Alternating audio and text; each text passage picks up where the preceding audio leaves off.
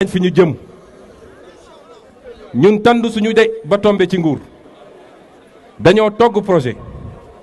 présenté ko Sénégalais yi xeex fukki at 10 ans ñu koy xeex kon ku jaare foofu ba ñu jox la nguur xam nga fi nga jëm xam nañ fi ñu jëm de ngeen di fàttaliku samay vidéo yi ma préparé woon pour waajal li nga xam ne moom la gars yi doon waaj pour faqasal suñu projet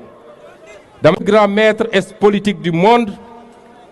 ñu koy tuddee Seydina Muhammad rasulullahi sallallahu alayhi wa sallam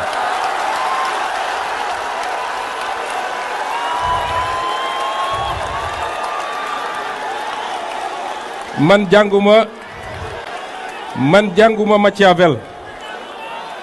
liiruma Machiavel liiruma pour am note bi may nekk première année droit constitutionnel dama leen wax ni ki dàq politique ci àdduna loolu dàqantewul ak dara nag li nga xam ne mooy cosaanu réew mi mooy li ñu tuddee laïcité te suñu bos ñun ñu togg ko ci suñu mu méngoog suñu culture mooy état bi dafa nekk à équidistance ak diine yëpp respecté diine yëpp loolu kenn du ko laal kenn jegewu ko ñi doon wër waaye ñi leen doon déglu tam ba gëm ko te mu noon nag déglu leen alquran wax in jaakum fasiqum bi naba'in fatabayyanu ñi leen doon déglu ci loolu ñoom it tey am nañu lu ñu rus moo tax li xew Sénégal ñun ñëpp la war a doon leçon ci ñun ñëpp la war a doon leçon ci ñun di rafetante njort koo xamul rafetal njort ci moom ba keroog mu lay won safaan wi waaye ku noonam di ñawal boo moytul pantalon bi du jot wala yére bi dina jëkk noon yuy dem di wër di wax tey bi ñu toogee ba léegi ñëpp la ñu yemale ku bokk ci jàngu bi ku bokk ci diine islam ku bokk ci tarixa bi wala tarixa bële ñoom ñëpp la ñu yemale ci Sénégal te Sénégal dëkku réew jullit la réew gëm-gëm la ñun ñëpp ñu yar ñu ci loolu ku ko fi bëgg a jële yaa fiy jóge kon li may wax dàqantewul ak lii ma tudd léegi mooy man sama royukaay ci wàllu politique ki yàlla yónni mu nekkoon ci situation bu ñu nekkoon amul ngànnaay amul alal amul bàjjan amul nijaay amul ku ko aar mu jox ko projet bu toll ni boobu ñu ko joxoon mu am fu mu jaar ba eggali projet ba tey ñu nekk ay milliards kooku ku ko mënul rey ci politique koo fi jàpp nga ci neen kon